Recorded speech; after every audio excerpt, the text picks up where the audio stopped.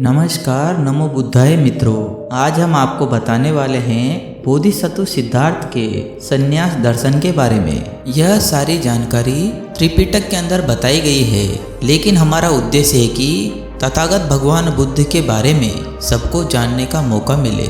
हम इस चैनल के ऊपर आपको भगवान बुद्ध के द्वारा बताया गया त्रिपिटक का सारा धर्म बताएंगे, जिससे आपको सत्य धर्म के बारे में पता चल सके। एक दिन बोधिसत्व सिद्धार्थ बगीचा देखने की इच्छा से सारथी को बुलाकर रथ को जोतने को कहा। उस समय पर कुमार की जो आयु थी वह 29 वर्ष थी। सारथी ने कहा, अच्छा कहकर महागर उत्तम रथ को सब अलंकारों से अलंकृत कर कमल पत्र सुंदर 4 मंगल सिंधु देशीय घोड़ों को जोत बोधिसत्व को सूचना दी। बोधिसत्व सिद्धार्थ देव विमान सुंदर रथ पर चढ़ बगीचे की ओर चले। देवताओं ने सोचा, सिद्धार्थ कुमार के बुद्धत्व प्राप्त करने का समय समीप है और सिद्धार्थ को हम इसे पूर्व लक्षण दिखाएंगे। सो उन्होंने एक देवपुत्र को जरा और जर्जित वृद्ध अवस्था का शरीर दिखाया, जिसके दांत टूटे हुए थे, केस पके हुए सफेद थे, टेढ़ा झुका हुआ शरीर था, हाथ में लकड़ी हुए कांपते हुए करके दिखाया। वह अवस्था केवल बोधिसत्व और सारथी को ही दिखते थे। देखने के बाद बोधिसत्व ने सारथी से पूछा, सौम्य यह कौन पुरुष है? इसके दांत भी नहीं हैं, इसके बाल भी पके हुए हैं, शरीर पूरा पतला है, थरथराते हुए जा रहा है। कौन है ये व्यक्ति? मैंने कभी ऐसा रूप नहीं देखा। सारथी उस समय बोधिसत्व कुमार से कहता है, यह एक बूढ़ा व्यक्ति है। इस समय सिद्धार्थ बोधिसत्व पूछते हैं कि ये बूढ़ा क्या होता है? सारथी कहता है, हे कुमार, बूढ़े का अर्थ होता है कि जीवन के अंतिम छोर पर आ चुका है, अब ये ज़्यादा समय तक जीवित नहीं रहेगा। बोधिसत्व कुमार सारथी से पूछते हैं, ऐसा है तो क्या मैं भी बूढ़ा हो जाऊंगा? सारथी कहता है, हाँ कुमार, एक दिन सभी बूढ़े हो जाते हैं। सारथी कहता है, एक दिन आपकी माँ, आपके पिताजी, आपकी पत्नी सब बूढ़े हो जाएंगे और एक दिन आप भी बूढ़े हो जाएंगे। इस समय पर कुमार के मन में खेद आता है और सारथी का उत्तर पाकर कहते हैं, अहो धिक्कार ऐसे जन्म पे जहाँ पर जन्म लेने पर ऐसा बुढ़ापा हो। और सोचते हुए उदास हो बोधिसत्व के मन में ये विचार समा जाता है, क्या रे मैं भी एक दिन बूढ़ा हो जाऊंगा। और सोचते हुए उदास होकर वह महल लौट जाते हैं। राजा ने सारथी से पूछा, अरे मेरा पुत्र जल्दी क्यों लौट आया?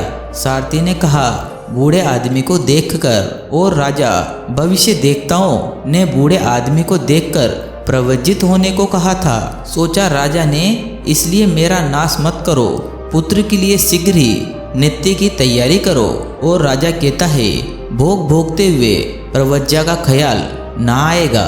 और राजा ने कहकर पहरा और भी बढ़ा दिया, चारों दिशाओं में आधे योजन तक पहरा करवा दिया। और लगातार बोधिसत्व के मन में यही चिंता चलती रहती है, क्या रे मैं भी एक दिन बूढ़ा हो जाऊंगा, क्या इस बुढ़ापे से मुक्ति का मार्ग नहीं है क्या? फिर दोबारा से बोधिसत्व का दूसरी बार उद्यान में घूमने का मन करता है और उसी दिन बोधिसत्व दोबारा से उद्यान में घूमने जाता है। और दूसरी बार देवताओं ने बोधिसत्व को एक अलग ही दूसरा रूप दिखाया, एक बीमार व्यक्ति का रूप। उसके शरीर में पूरा कुष्ठ रोग हो चुका था। बीमारी के कारण वह कुष्ठ रोग वाला व्यक्ति बहुत ही बुरी तरीके से कर्रा रहा था और अपनी खटिया पर एक ही जगह पर पड़ा हुआ था। और वह कुष्ठ रोग वाला व्यक्ति बहुत ही बुरी तरीके से कांप रहा था। उस समय सिद्धार्थ बोधिसत्व छन्न कुमार से पूछते हैं, अरे छन्न यह कौन है? इस समय पर छन्न कहता है, अरे कुमार यह एक रोगी है। बोधिसत्व कुमार पूछते हैं कि ये रोग का मतलब क्या होता है? छन्न कहता है कि कुमार रोग का मतलब यह होता है कि पूरा शरीर कमजोर हो जाता है, शरीर पूरा बीमारियों से भरा होता है और इस रोगी व्यक्ति के दिमाग में एक ही चीज चलती रहती है कि अरे यह रोग ठीक होगा कि नहीं। और कुमार हो सकता है इस व्यक्ति की मृत्यु भी हो जाए। और यह दृश्य भी समाने के बाद कुमार उद्यान में नहीं जाता है, महल की तरफ लौट जाता है। उसके बाद एक दिन बोधिसत्व को उद्यान को जाते समय देवताओं द्वारा निर्मित एक दृश्य दिखता है। 4 लोग एक मनुष्य को तंग करके चारों कोने पकड़कर ले जा रहे हैं। राजकुमार सिद्धार्थ उन्हें देखता है और छन्न से कहता है, अरे यह कौन है? छन्न कुमार बोधिसत्व से कहते हैं, अरे कुमार, यह एक मृत्यु है, मृत्यु व्यक्ति है, यह एक मृत्यु शव है। बोधिसत्व कुमार कहते हैं, ये मृत्यु क्या होती है? इसके बाद छन्न कुमार बोधिसत्व को बताता है, मृत्यु का अर्थ होता है कि अब यह अपने परिवार, अपनी माता, अपने पिता, अपने बच्चों को नहीं देख सकता। अब यह इस लोक से चला गया है, मृत्यु यही है। बोधिसत्व कुमार छन्न से पूछते हैं कि क्या मैं भी ऐसे ही मर जाऊंगा? छन्न कुमार बोधिसत्व से कहते हैं, बिल्कुल कुमार, आप भी ऐसे ही मर जाएंगे, आपके पिता भी मर जाएंगे, आपकी पत्नी भी मर जाएगी, आपके परिवार के सब लोग मर जाएंगे। उसके बाद बोधिसत्व कुमार के मन में ये विचार आता है, अरे मैं भी मर जाऊंगा। बोधिसत्व राजकुमार ने इस समय तक 29 वर्ष की आयु तक एक भी ऐसा रूप नहीं देखा था। और इसके बाद बोधिसत्व कुमार दोबारा से महल की तरफ लौट जाता है।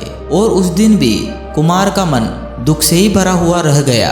और एक दिन उद्यान में जाते समय बोधिसत्व को देवताओं द्वारा एक और दृश्य दिखता है। उस दिन वह एक सन्यासी को चीवर पहने हुए रूप में देखता है। बोधिसत्व छन्न से पूछते हैं, यह कौन है? छन्न कहता है कि कुमार, ये एक सन्यासी है।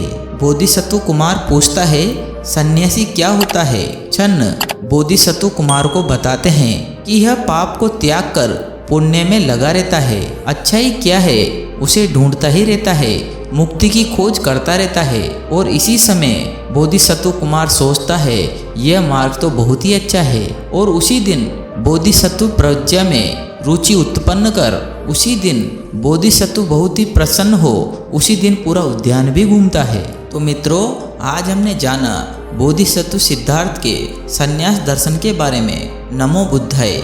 आप सभी का जीवन मंगलमय हो।